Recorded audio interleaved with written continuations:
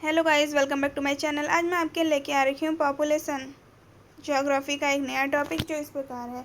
इसमें आपको क्वेश्चन के साथ आंसर फ्री मिलेगा। तो स्टार्ट करते हैं। क्वेश्चन है, भारत में जनसंख्या वृद्धि एवं वितरण का वर्णन दीजिए। तो उत्तर देख लेते हैं। भारत में जनसंख्या वृद्धि और वितरण एक जटिल और बहुआयामी विषय है जो देश के सामाजिक, आर्थिक, भौगोलिक और सांस्कृतिक कारकों से प्रभावित है। अब है जनसंख्या वृद्धि का इतिहास और वर्तमान स्थिति। पहला है ऐतिहासिक परिप्रेक्ष्य।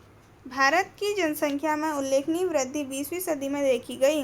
1951 में भारत की जनसंख्या लगभग 36.1 करोड़ थी, जो 2011 तक बढ़कर 121 करोड़ हो गई। संयुक्त राष्ट्र और अन्य अनुमानों के अनुसार मार्च 25 तक यह लगभग 1.46 अरब के आसपास है। यह वृद्धि स्वास्थ्य सेवाओं में सुधार, मृत्यु दर में कमी और औद्योगिक विकास के कारण हुई। अब नेक्स्ट है वर्तमान स्थिति। भारत अब विश्व का सबसे अधिक जनसंख्या वाला देश है, जिसमें 2023 में चीन को पीछे छोड़ दिया। वृद्धि दर धीमी हो रही है, लेकिन जनसंख्या अभी भी बढ़ रही है। 2025 में सालाना वृद्धि दर 0.89% अनुमानित है, जिसके परिणाम स्वरूप हर साल करीब 1.29 करोड़ लोग जुड़ते हैं। अब है प्रजनन दर। कुल प्रजनन दर 25 में 1.94 है, जो प्रतिस्थापन स्तर 2.1 से कम है। फिर भी जनसंख्या गति के कारण आबादी बढ़ रही है, क्योंकि युवा आबादी बढ़ी है। जनसंख्या वृद्धि के चरण तो देख लेते हैं। भारत की जनसंख्या वृद्धि को 4 चरणों में समझा जा सकता है। नंबर 1 है 1921 से पहले, जिसको बोलते हैं स्थिर चरण। उच्च जन्म दर और उच्च मृत्यु दर के कारण जनसंख्या स्थिर थी। नेक्स्ट है प्रारंभिक वृद्धि। मृत्यु दर में कमी शुरू हुई, लेकिन जन्म दर ऊंची रही, जिससे वृद्धि शुरू हुई। नेक्स्ट है तेज वृद्धि। स्वास्थ्य सुधारों और खाद्य सुरक्षा के कारण मृत्यु दर और तेजी से घटी, जिससे जनसंख्या में विस्फोट वृद्धि हुई। अब फोर्थ है वर्तमान मंद वृद्धि।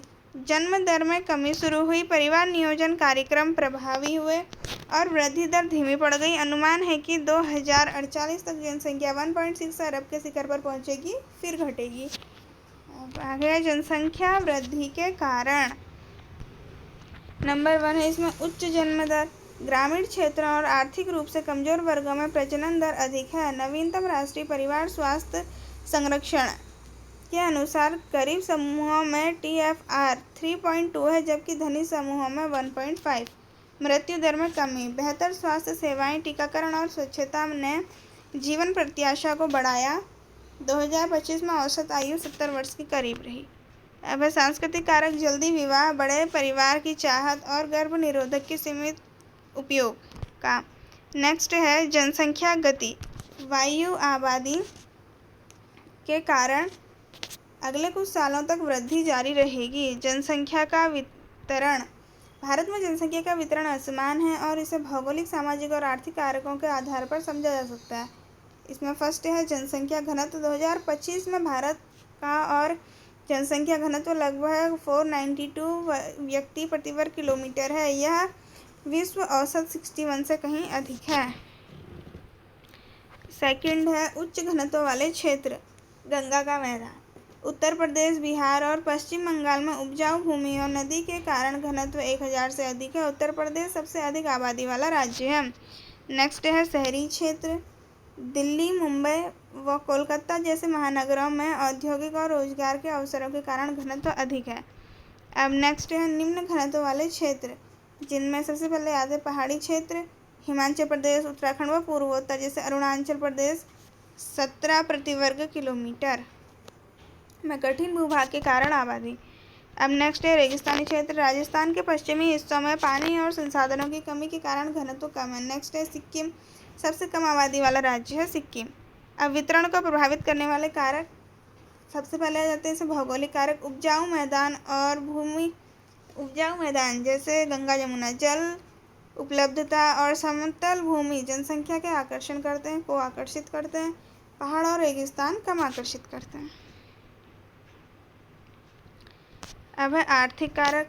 औद्योगिक केंद्र और रोजगार के अवसर घनत्व बढ़ाते हैं। नेक्स्ट है सामाजिक कारक। शिक्षा, स्वास्थ्य सुविधाएं, सांस्कृतिक परंपराएं जैसे संयुक्त परिवार वितरण को प्रभावित करती है। अब है प्रवास। ग्रामीण से शहरी क्षेत्रों में प्रवास ने वितरण को असंतुलित किया है। अब नेक्स्ट है जनसंख्या वृद्धि के प्रभाव। पहला है सकारात्मक प्रभाव, विशाल कार्यबल, आयु वर्ग में करोड़ 80 से 80 करोड़, आर्थिक विकास का आधार, उपभोक्ता बाजार का विस्तार। अब नकारात्मक क्या, संसाधनों पर दबाव, खाद्य, पानी और ऊर्जा की कमी। अब है बेरोजगारी, बेरोजगारी दर, फिर है पर्यावरणीय क्षरण, वनों की कटाई, प्रदूषण, गरीबों की असमानता और गरीब आबादी इतना अनुमान दिया गया है। अब है सरकार के प्रयास, परिवार नियोजन, 1952 से शुरू हुआ कार्यक्रम जिसमें गर्भ निरोधक और जागरूकता पर जोर दिया। अब है शिक्षा और स्वास्थ्य, साक्षरता दर और स्वास्थ्य सुधारों में सुधार से जन्म दर नियंत्रित हुई। अब है इसमें नीतियाँ क्या बनाई गई, 2 से कम बच्चों की नीति को बढ़ावा दिया, विशेषकर यूपी जैसे राज्यों में। नेक्स्ट है भविष्य का परिदृश्य। संयुक्त राष्ट्र के अनुमान के अनुसार 2060 तक भारत की जनसंख्या 1.7 अरब तक पहुंच सकती है, फिर धीरे धीरे घटेगी। बुजुर्ग आबादी बढ़ेगी जिससे स्वास्थ्य और पेंशन पर दबाव बढ़ेगा। शहरीकरण बढ़ेगा जिससे ग्रामीण शहरी असंतुलन और गहरा सकता है। अब इसमें निष्कर्ष देख लेते हैं। भारत की जनसंख्या वृद्धि और वितरण देश की विविधता और चुनौतियों का प्रतिबिंब है। हालांकि वृद्धि दर धीमी हो रही है। संसाधनों का समान वितरण, शिक्षा और रोजगार के अवसर पैदा करना भविष्य की बड़ी जरूरतें हैं। संतुलित विकास के लिए नीतियों के क्षेत्रीय और सामाजिक अंतरों को ध्यान में रखकर लागू करना होगा। आई होप आपको वीडियो पसंद आएगी। वीडियो पसंद आई होगी तो लाइक करना, चैनल पर नए हो तो सब्सक्राइब करना। मिलते हैं ऐसी किसी अगली वीडियो के साथ।